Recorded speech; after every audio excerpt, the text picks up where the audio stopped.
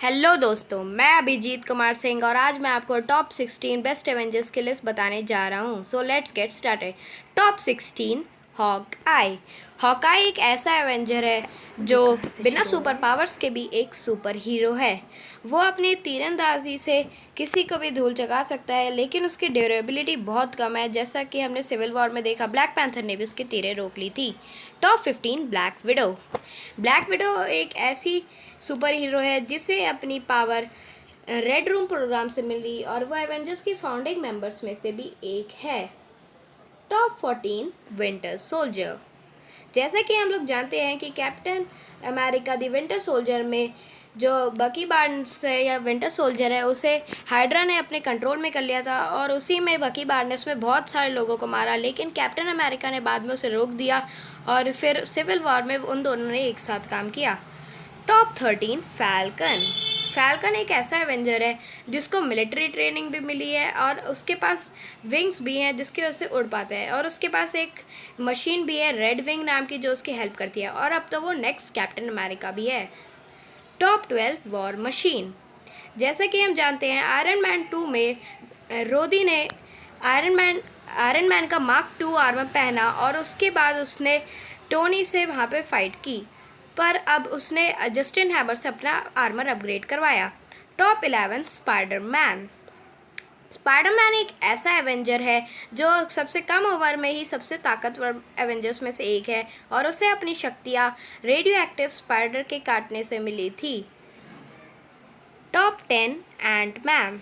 Ant-Man पहले तो एक चोर था जिसे उसने एक दिन पिम पार्टिकल्स और एक एंटमैन सूट चुराया, और उसके बाद जब उसने पहना उसे और चेक किया तो उसे एंटमैन की शक्तियाँ मिली। फिर उसने वॉस्प के साथ काम किया और घोस्ट जैसे कई सारे विलन्स के साथ लड़ाई की। Top 9, black panther. जैसा कि हमने सिविल वॉर में देखा था कि टी चाका की डेथ के बाद ही टी चाला ने अपना ब्लैक पैंथर सूट पहना और विंटर सोल्जर से बदला लेने के लिए उसके पीछे पड़ा और आयरन मैन का साथ दिया। Top 8, vision.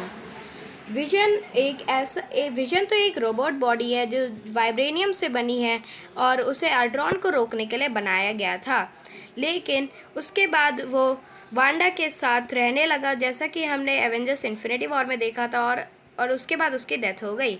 7th, Scarlet Witch. जैसे कि हम जानते हैं कि स्कारलेट विच और विजन अब एक न्यू सीरीज़ में आ रहे हैं, न्यू टीवी सीरीज़ में आ रहे हैं जिसका नाम है वांडा विजन सीरीज़, जिसमें हम इन दोनों को देखेंगे एक साथ और फिर हम लोग देखेंगे क्या क्या होता है उसमें। Top 6, captain Marvel. Captain Marvel एक ऐसी सुपर हीरो है जिसे अपनी ताकतें स्पेस स्टोन से मिली थी और फिर उसने कई सारे स्पेस विलन्स को रोका, और उसके बाद उसने एंड गेम में आकर थैनोस की स्पेसशिप को भी तोड़ा और उसके बाद एवेंजर्स का साथ दिया, और उसकी मदद से ही एवेंजर्स थोड़े और ताकतवर हो गए। 5th, Hulk. मैंने कैप्टन अमेरिका को ऊपर रखा है और कैप्टन मार्वल को इसलिए नीचे रखा है क्योंकि वो अभी नई आई है और वो अभी हल्क से भी कम है, इसीलिए हम लोग हल्क को ज़्यादा पसंद करते हैं उससे ज़्यादा, और अब तो वो प्रोफेसर हल्क भी बन चुका है। 4th, doctor strange. Doctor strange में मिस्टिक आर्ट्स में भी बेस्ट है और अब तो वो सॉकरर सुप्रीम है, और अब हमें पता चलेगा डॉक्टर स्ट्रेंज 2 में कि वो टाइम स्टोन के बिना भी कितने ताकतवर हैं, और शायद से उसमें हमें वापस से टोनी स्टार्क भी दिख जाए। Top 3, Thor. थॉर ऐसे तो एक गॉड है, लेकिन हमने जैसे कि एंड गेम में देखा कि वो अब गार्जियन ऑफ द गैलेक्सी के साथ जा रहा है, और फिर वो अब हमें ऐसा लग रहा है कि थॉर लव एंड थंडर में उनकी बहुत सारे एडवेंचर्स के बारे में पता चलेगा। 2nd, captain America.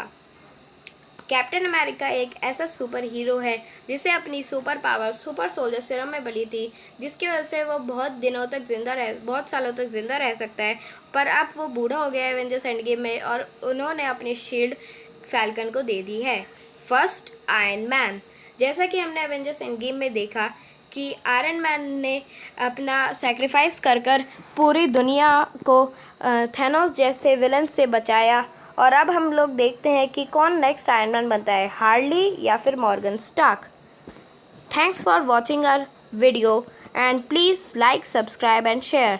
Stay home.